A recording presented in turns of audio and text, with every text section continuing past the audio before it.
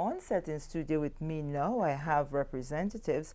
They're here to speak on OECS Climate Change Day, which is actually today, May the 15th, 2018, is dubbed OECS Climate Change Day, and to tell us all about what's happening in observance of the day and what we need to do to protect our environment.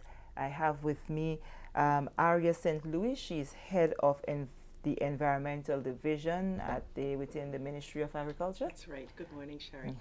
And we have Dieter Rotherberger, and he's head of the GIS ICCAS. Said it correctly? That's right. Thank you very much. So good morning to both of you again, and welcome to Spice Morning.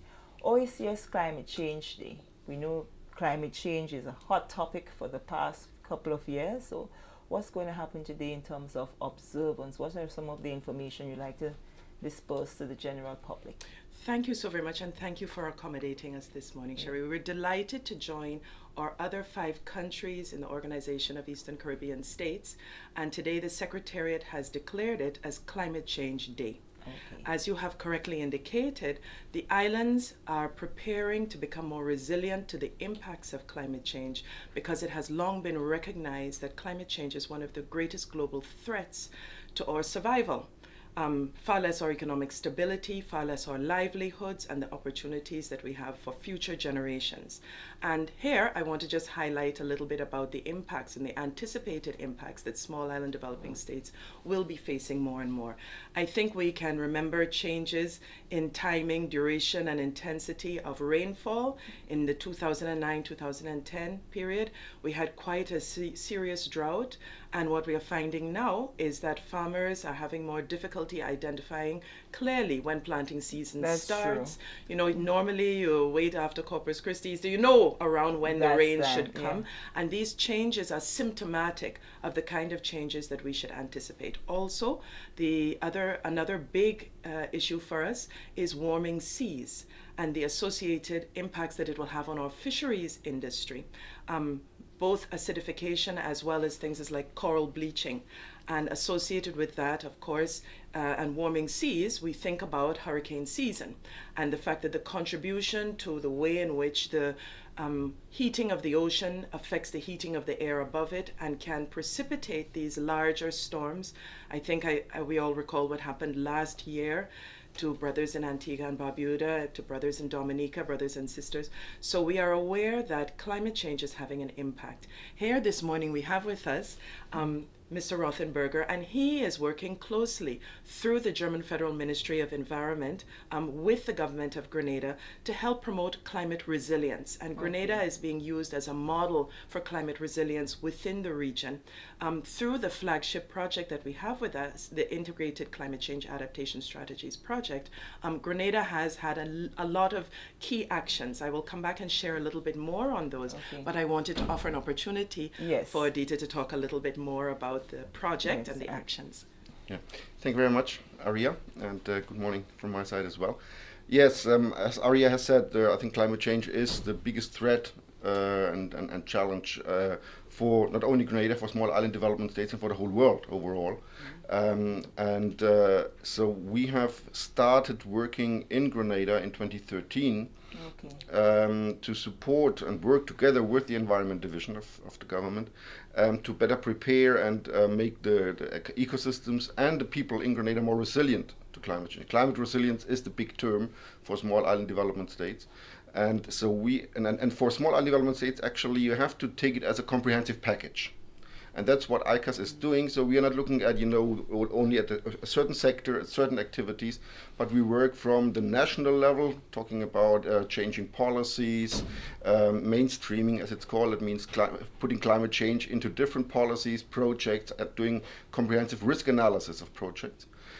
Then going to the sectors, water sector, agriculture sector, for example, working with communities. And then also looking forward, helping Grenada in accessing so-called climate finance. This is funding which is available for countries which are affected by climate change, and helping Grenada to access this kind of finance, because there's a lot to do, a lot more to do than we can do in ICCAS. So we can only prepare the ground, raise awareness, help the people at the moment, but for the long-term finance for infrastructure, for example, there's additional activities needed. However, what we have been doing here in Grenada in the last 4.5 years, so we have been working, as Aria has mentioned, farmers are key stakeholders when it comes to climate change. So we have been working with farmers, with the agriculture division, in order to train officers on how climate change affects their work, how they need to basically work together with farmers and also support farmers in a different way with, some call it new approaches, which is called climate smart agriculture. If you look into that, quite often it's actually approaches which farmers have been doing in the past, maybe 20, 30, 40, 50 years ago, and what has been kind of forgotten because of so-called modern farming, with artificial fertilizers and so on, and basically say, well, actually we have to change the way we do farming, and to help farmers and to help officers to understand what needs to be changed, for example. Another aspect is, of course, water resources. I think, as Aria has mentioned, we see changing patterns in rainfall, which affects water supply. So we have been working with NAWASA on the one hand to support improvements in the water supply system, but also install a large-scale rainwater harvesting system in Blaise. But also on the community level, our colleagues from UNDP have supported smaller scale rainwater harvesting systems for communities, churches and so on, and for farmers to make water available throughout the year. So these are just some examples for some actions, and Aria will go into some more depth in some of these as well. So Grenada is one of 5 islands that you've in the OECS.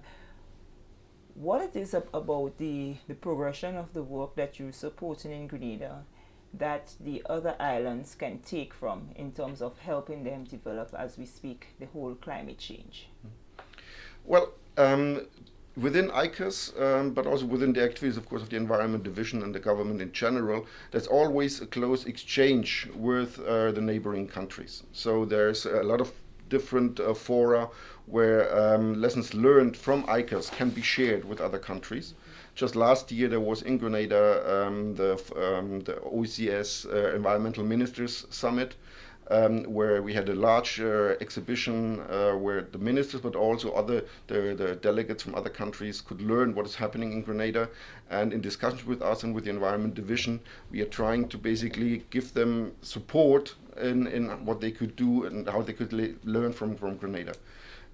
Also this year, a larger scale regional workshop, lessons learned workshop from ICCAS and from other activities of the German Ministry of Environment is planned, where member states from the OECS, but also beyond from CARICOM, will be invited to Grenada to exchange the lessons learned. So the idea is always Grenada as, if you want, as an example, to show, to start the implementation, but then support the rollout, not physically support, but more on a knowledge exchange base, support the rollout. We've also developed a number of key products that are available online, and we have a lovely website.